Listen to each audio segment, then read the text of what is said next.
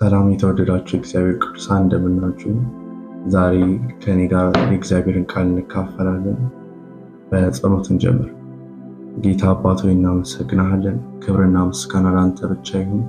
ጌታ ሆይ ደግሞ እንጸልያለን፣ ቃልህ እንድታበራልን፣ ቃልህ እንድገልጥልን፣ የዚህን ዕለት መና ደግሞ እንድታበራን፣ ቃልህን ጌታ እግዚአብሔርን በውስጣችን እንድትተክለው እንጸልያለን። መንፈስ ቅዱስ ያስተምረን፣ ቃልህን ግለጥልን።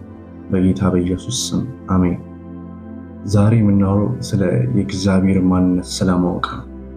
የእግዚአብሔር ማንነት ከብዙ በጥቂቱ በትንሹ ስናየው አንድ ዘላለማዊ ሁሉን ቻይ ፈጣሪ ሉዓላዊ እንደ ሥላሴ የተገለጠ አብ ምንጩ ሆኖ ወልድ የኢየሱስ ክርስቶስ ሥጋን የለበሰ ቃል እና መንፈስ ቅዱስ የእግዚአብሔር ሀልወት ወይም መገኘት። ይህ የእግዚአብሔር ማንነት ከብዙ በጣም ብዙ መጽሐፍ ቅዱስ ላይ የምናየው ነገር ግን በጥቂቱ ምን ብለን ዲፋይን ማድረግ እንችላለን? አንድ ዘላለማዊ ሁሉን ቻይ ፈጣሪ ሉዓላዊ እንደ ሥላሴ የተገለጠ ብለን ዲፋይን እናደርገዋለን። ኢሳይያስ ምዕራፍ 6 ቁጥር 8 ላይ እንደዚህ የሚል ቃል አለ። ከዚያም የጌታን ድምፅ ማንን እልካለሁ? ማንስ ይሄድልናል ሲል ሰማሁት። እኔም እነሆኝ እኔን ላከኝ አልኩኝ ይላል። በዚህ በምዕራፍ 6 ላይ በኢሳይያስ ምዕራፍ 6 ላይ ምንድነው የሆነው? ንጉሥ ዖዝያ በሞተበት ዓመት ይላል ቁጥር 1 ላይ እግዚአብሔርን በትልቅ ዙፋን ላይ ተቀምጦ አየሁት ይላል። ክቡር የሆነውን እግዚአብሔር ኃያል የሆነውን እግዚአብሔር ኢሳይያስ ፊት ለፊት አየው። ፊቱን ማየት አይችልም ነበር። ፊቱን ዳይሬክትሊ አላየውም። ነገር ግን ክብሩ ምን ያህል ፓወርፉል እንደሆነ አየ፣ ተመለከተ። ይህንንም ምን ያህል ኃያል መሆኑን የምታውቁት ሱራፌሎች ምንድነው የሚያደርጉት? 6 ክንፍ ነበራቸው። በሁለቱ ምን ያደርጋሉ? ፊታቸውን ይሸፍናሉ፣ በሁለቱ እግራቸውን ይሸፍናሉ፣ በሁለቱ ደግሞ ይበራሉ። ምን ያህል ፓወርፉል እንደሆነ የምታውቁት ፊታቸውን ይሸፍኑ ነበር። ክብሩ ወይም ደግሞ ትልቅነቱ ኃይሉ ምን ያህል እንደሚጋርዳቸው ምን ያህል ፓወርፉል እንደሆነ የምታዩት በዚህ ነው። ከዛ በኋላም ኢሳይያስ ይህንን ከተመለከተ በኋላ ምን አለ? እነሆ አንደበቴ የረከሰብኝ ሰው ነኝ። አንደበቴ የረከሰ ነው፣ የምኖርበውም አንደበታቸው በረከሰ ሰዎች ነው። ከዛ በኋላም ከሱራፌል አንዱ ከመሰዊያው ላይ የእሳት ፍም በጉጥ ወስዶ ወደ እርሱ እየበረረ መጣ። ከዛ በኋላም አንደበቱን ነክቶ ምን አለው? እነሆ ይህ ከንፈሮች ነክተዋል፣ በደልህም ተወግዶልህ፣ ኃጢአትም ተሰርዮልሃል አለውና ከዛ በኋላ ነው ይህ ድምፅ የመጣው። ከዚያም ብሎ የሚቀጥለው ይሄ ነው። የእግዚአብሔርን ኃይል የእግዚአብሔርን ፓወር ከተመለከተ በኋላ እግዚአብሔር አንድ ነገር ተናገረ። ማን ይሄድልናል? ማንን እልካለሁ ሲል ኢሳይያስ ቶሎ እኔ ላከኝ አለ። ለምን? ፓወርፉል የሆነውን ኃያል የሆነውን ራሱን ተማምኖ ሳይሆን ላኪውን አይቶ፣ የሚላከውን ሳይሆን ላኪውን አይቶ። ልክ እንደዛ ሁሉ ለምሳሌ ምን መመልከት እንችላለን? አንድ ወታደር ለአንድ መንግስት የሚዋጋው ምን ያህል ኃይል እንዳለው አይቶ ነው። ዝም ብሎ ይዋጋል፣ ዝም ብሎ አይሄድም። ለምን? የኃያል ከሆነ ይዋጋል። ለምን? አሸናፊነት በውስጡ ስላለ፣ አሸናፊነት የእሱ ስለሆነ። ነገር ግን መንግስቱ ደካማ ከሆነ ምን ያደርጋል? እሺ ብሎ ይሄድና ነገር ግን አምልጦ ይጠፋል። ለዚህ ነው የእግዚአብሔር መንግስት ምንድነው? የአሸናፊዎች መንግስት ነው። እኔ ዓለምን አሸንፌያለሁና አለ ኢየሱስ። ለዚህ ነው የክርስትና ህይወት የምን ህይወት ነው? የአሸናፊነት ህይወት ነው። የእግዚአብሔርን ማንነት ማወቅ የጥንካሬና የኃይል ቁልፍ ነው። የእግዚአብሔርን ማንነት ሳናቅ፣ የእግዚአብሔርን ፓወርፉል መሆን፣ የእግዚአብሔርን ማጀስቲክ፣ የእግዚአብሔርን ምን ያህል ሉዓላዊ እንደሆነ ምን ያህል ኃያል እንደሆነ ሳናቅ ኃይልን ልናገኝ አንችልም። ህይወትን ማሸነፍ አንችልም። ለዚህ ነው ኢሳይያስ የእግዚአብሔርን ግርማና ክብር ካየ በኋላ እና አንደበቱ ከተነካ በኋላ የሚላክበት ቦታ ወይም ሁኔታ ሳይሆን ላኪው ተማመነ። ለዚህ ነው ያልፈራው። ለምን? ቁጥር 9 ላይ ምን ይላል? እርሱም እንዲህ አለኝ፣ ወደዚህ ሕዝብ ሂድ፣ መስማትን ትሰማላችሁ፣ ነገር ግን አታስተውሉ፣ ማየትን ታያላችሁ፣ ነገር ግን ልብ አትብሉ ብለህ ንገራቸዋለሁ። ይህ የሚያስወግር ነገር ነው። ትሰማላችሁ ይላቸዋል፣ ነገር ግን አታስተውሉ፣ ታያላችሁ፣ ነገር ግን ልብ አትሉ ብሎ መናገር ከባድ ነገር ነው። የሚያስደነግጥ ነገር ነው። የሚያስወግር ነገር ነው። ነገር ግን ለምንድን ነው ያልፈራው ኢሳይያስ? ለምን? ክብሩን አይቶታል፣ ማንነቱን አይቶታል። ለዚህ ነው ያልፈራው።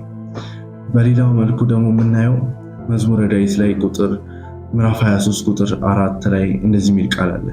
በሞት ጥላ ሸለቆ ውስጥ ብሄድ እንኳ አንተ ከኔ ጋር ሆነ ስለሆንክ ክፉን አልፈራም ይላል። በሞት ጥላ ሸለቆ ውስጥ ብሄድ እንኳን ይላል። የሞት ጥላ የሚገኘው የሰይጣን ክልል ውስጥ ነው። የሰይጣን ክልል ባለበት ሞት ያለበት። ለምን? ሰይጣንና ሞት የሚዛመዱ ነገር አንድ ላይ የሚሆኑ ነገሮች ናቸው። ለዚህ ነው በሞት ጥላ ሸለቆ ውስጥ ብሄድ እንኳን በሚያስፈራ ነገር ውስጥ ከኔ ግዛት በሆነ ውጪ ነገር ውስጥ የሰይጣን ቴሪቶሪ በሆነ ነገር ውስጥ እንኳን ብሄድ ምን አልልም ማለት አንተ ከኔ ጋር ስለሆንክ ክፉን አልፈራም።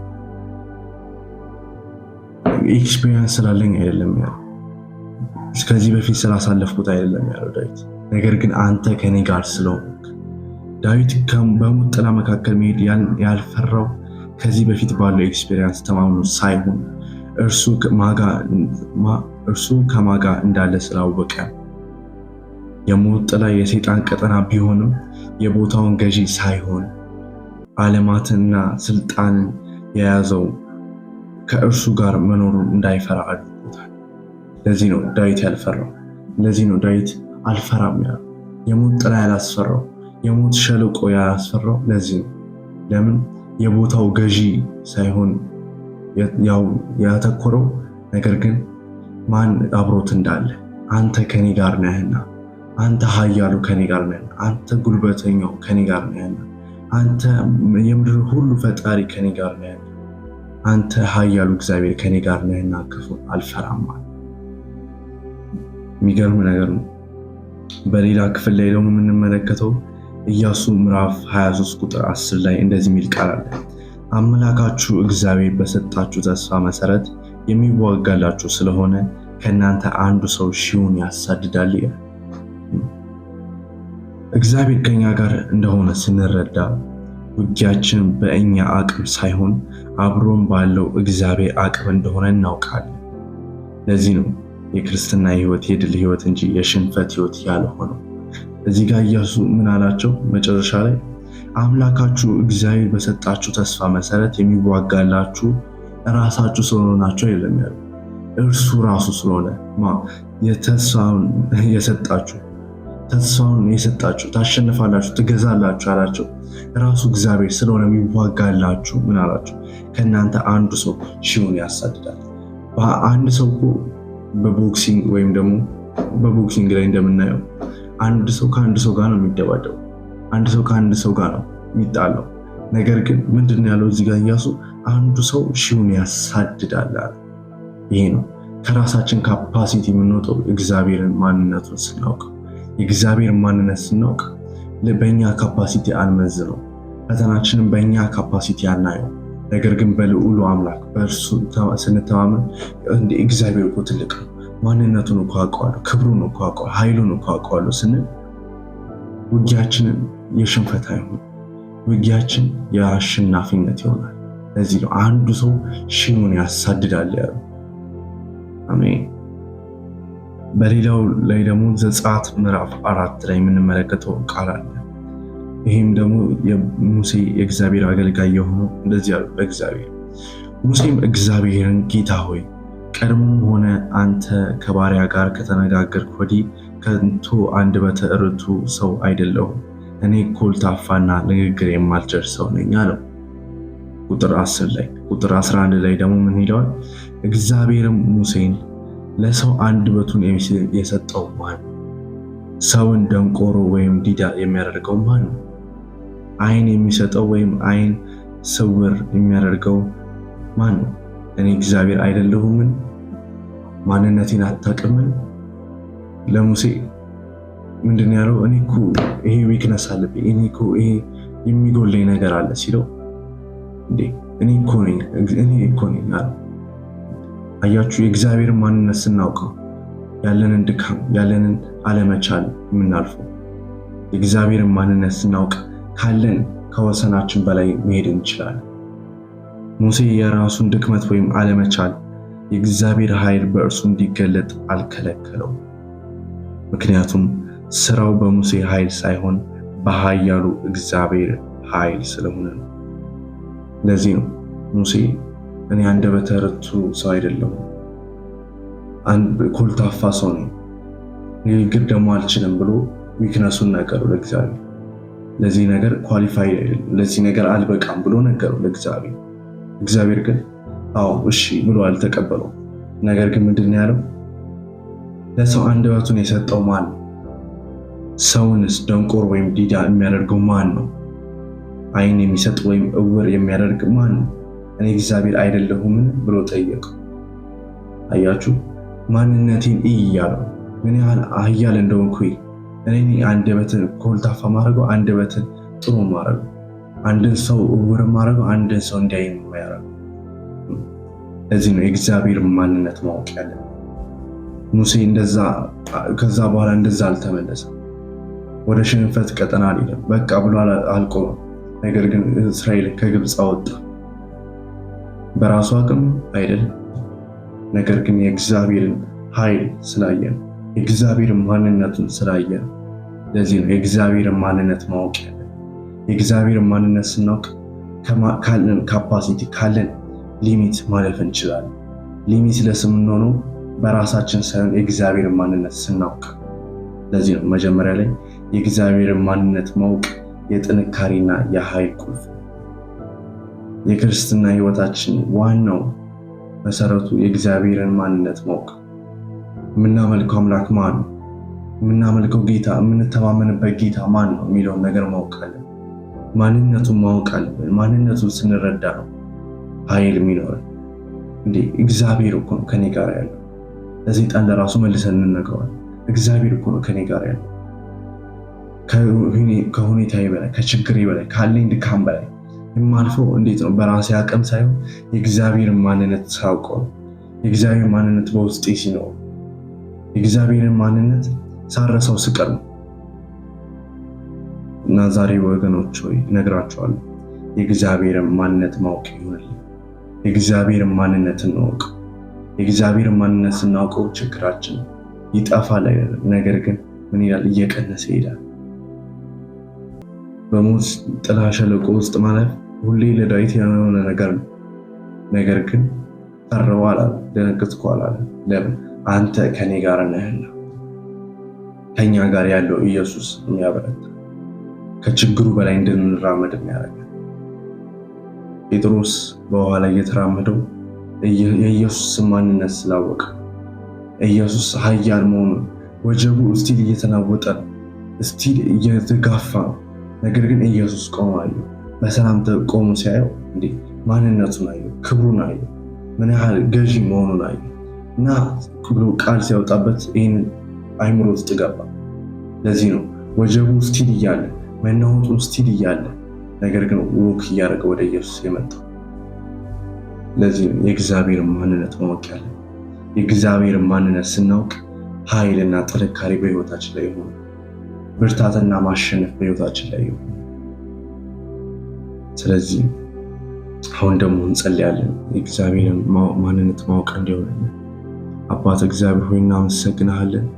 ጌታ ሆይ ደግሞ እንጸልያለሁ ለወገኖቼ። ጌታ እግዚአብሔር ሆይ በጌታ በኢየሱስ ክርስቶስ ስም አባቶ ያንተን ማንነት የማወቅ ኃይል በላያችሁ ላይ ይሁን። ያንተን ማንነት የማወቅ ጥበብ በላያችሁ ላይ ይሁን።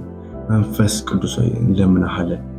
ያንተም የእግዚአብሔር ማንነት፣ የኢየሱስ ማንነት፣ ያንተም ማንነት በኢየሱስ ስም ግለጥላቸው።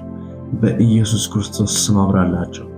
ጌታ እግዚአብሔር ሆይ ከሁኔታቸው በላይ የሚራመዱበትን፣ ካላቸው ችግር በላይ የሚሄዱበትን፣ የሚዘሉበትን ጌታ እግዚአብሔር ሆይ ጠይቀሃለሁ። በኢየሱስ ስም ያንተን ማንነት የመረዳት ኃይል በላያቸው ላይ ይለፍ። ያንተን ማንነት የመረዳት አቅም በላያቸው ላይ ይለፍ። በኢየሱስ ስም በሕይወታቸው ላይ ይግባ። አሁን ጌታ እግዚአብሔር ያንተን ማንነት ይረዱ። ያንተን ማንነት ጌታ እግዚአብሔር ሲረዱ ጌታ እግዚአብሔር ሆይ አቅም ይኖራቸዋል፣ ኃይል ይኖራቸዋል። በኢየሱስ ስም ይህ በሕይወታቸው ላይ ይሁን። በኢየሱስ ክርስቶስ ስም አሁን በሕይወታቸው ላይ ይፈጸም። ጌታ እግዚአብሔር ሆይ በኢየሱስ ክርስቶስ ስም ስልጣን ለምንሃለሁ። ጌታ እግዚአብሔር ሆይ የእግዚአብሔርን ማንነት ይወቁ። የአምላካቸውን ማንነት ይወቁ። አምላካቸውን የሚያውቁ ሕዝቦች ይበረታሉ እንደሚለው ቃል ጌታ እግዚአብሔር ሆይ አንተን ማወቅ ይሆንላቸው፣ አንተን መረዳት ይሆንላቸው፣ የአንተ ማንነት ይብራላቸው። በኢየሱስ ስም ተገለጥላቸው። ጌታ እግዚአብሔር ሆይ እናመሰግናለን። ተባረክ። በጌታ በኢየሱስ ክርስቶስ ስም አሜን። ተባረኩ። ቀጣይ ሳምንት እንገናኛለን። እግዚአብሔር ይባረክ። በዚህ በመጣው መልእክት ብዙዎቻችሁ እንደተባረካችሁ፣ ብዙዎች እንደታነጻችሁ፣ ብዙዎች እንደተጽናናችሁ፣ ብዙዎች እግዚአብሔር በዚህ መልእክት እንደተናገራችሁ አምናለሁ። ክብር ለኢየሱስ ይሁን። አሁን እኔ ወደ እናንተ የመጣሁት በቲክቶክ ቀጥታ እናንተ የምናቀርበው የቃል ጊዜ ያለን የጸሎት ጊዜ ስላለ ይህንን ልነግራችሁ የመጣሁት በእኛ በኢትዮጵያ ሮብና ዓርብ አብረን በቀጥታ የእግዚአብሔር ቃል እንካፈላለን፣ እንጸልያለን። የታመማችሁ በብዙ አይነት ጥያቄ ውስጥ ያላችሁ ቀጥታ ከኛ ጋር አብራችሁ ጸልያላችሁ። ከምሽቱ በኢትዮጵያ አቆጣጠር ከምሽቱ 4 ሰዓት ላይ እንገናኛለን። ክብር ለኢየሱስ ይሁን። መጽሐፍ ቅዱስ ሲናገር ለእግዚአብሔር የሚሳነው ነገር የለም ይላል መጽሐፍ ቅዱስ። ክብር ለኢየሱስ ይሁን። የተዘጉ በሮች ይከፈታሉ። የሞተ ነገር ይነሳል። የተቋረጠ ነገር ይቀጥላል። እግዚአብሔር ተአምራትን ይሰራል። በኤችአይቪ፣ በካንሰር፣ በብዙ አይነት በሽታ የተያዛችሁ ሰዎች አብረን ከኛ ጋር እንጸልያለን።